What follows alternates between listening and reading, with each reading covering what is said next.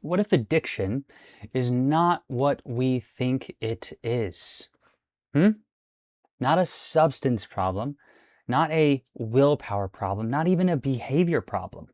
What if addiction is an attempt to remain unconscious? And the real problem isn't the addiction, it's what the addiction is helping you not see.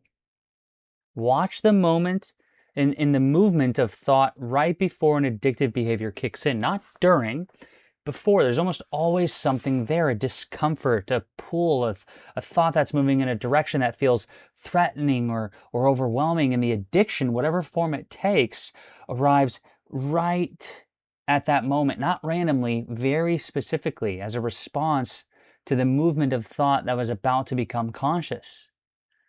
The behavior, okay, is not the problem, right? The form that it's taking.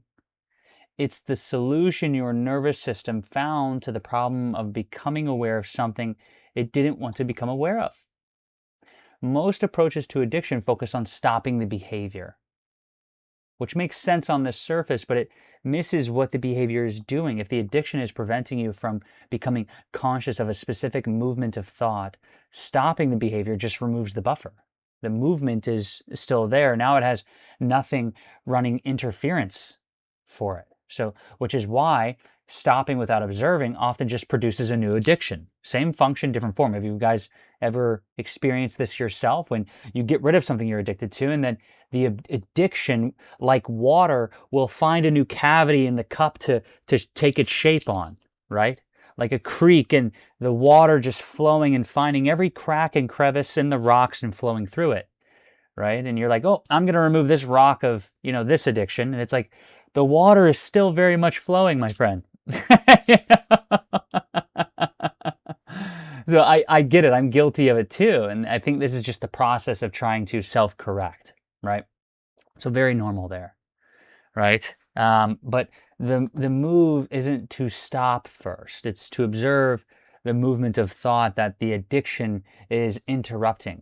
See what it's protecting you from having to feel or see, and stay with that consciously without the buffer long enough for the charge to discharge on its own.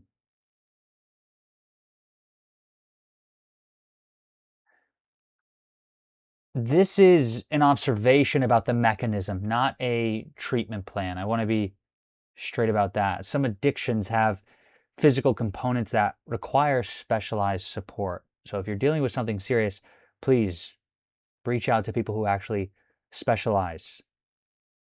What I'm pointing at is the psychological layer underneath, which is real and which observation can actually reach. The addiction is very much not the enemy. It is a signal pointing at something the mind is trying to stay unconscious of. If you observe the movement, the mechanism of thought during those moments, you really just watch it without trying to pervert it, without trying to stick your hand in and change what's happening. You'll see what the addiction is actually protecting. And when you can see that clearly enough, not to change it, just to see it, the protection, the addiction becomes unnecessary.